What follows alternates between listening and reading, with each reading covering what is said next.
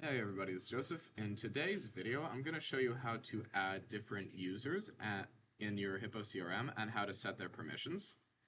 So real quick, I just have a testing account loaded up for demonstration purposes, and we're going to get into it. So what we want to do here is we want to scroll down to Settings. We want to go to My Staff, and we're going to click this Add User button. Now let's just say we want to put them in. I'll just add myself here. Now I'm actually going to put just a email that I don't use anymore. You could put their phone number if you'd like. You could set their password if you'd like. Or you can, now you're just going to go down here. Once you're done there, you can change the permissions. So let's say that you can set them to a user, or you can set them to an admin. I'll just add myself as an admin here. And what's cool is you can choose what they can see. So you can, so this button here, restrict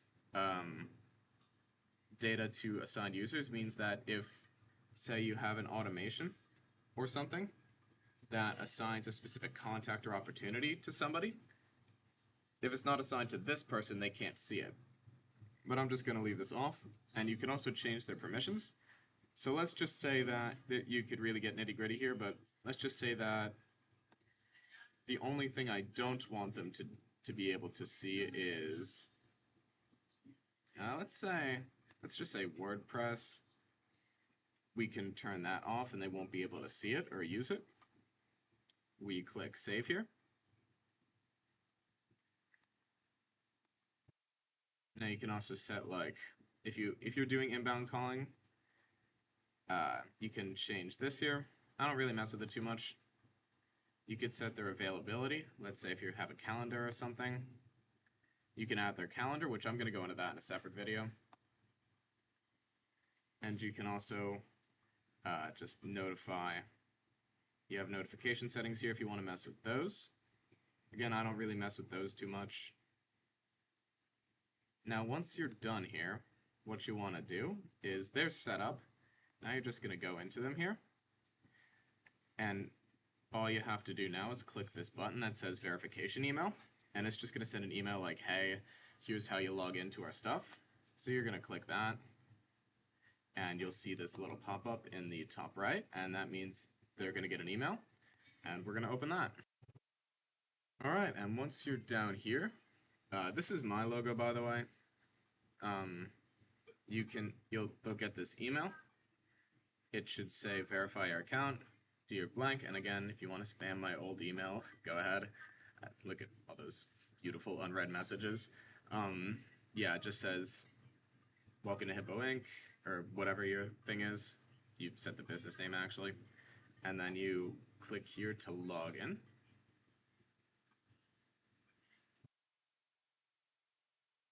And then it's going to prompt the person you invited to set a password. So I'm just going to do that real quick.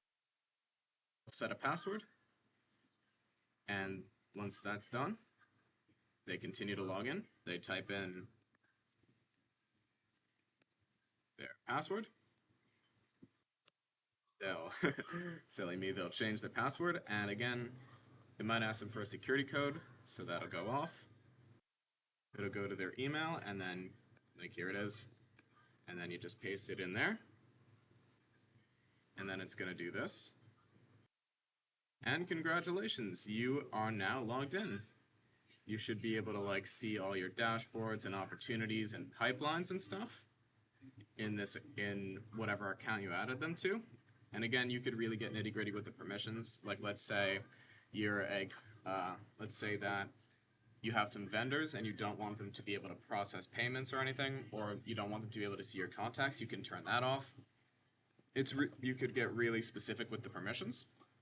And by the way, if they're not like a business owner, actually, and real quick before I head out, this user type, we set it as admin for my testing account here, or for my, but what I usually recommend doing, especially if they're not like a business owner, set this to user, not admin. Only like business owners or management should be admins.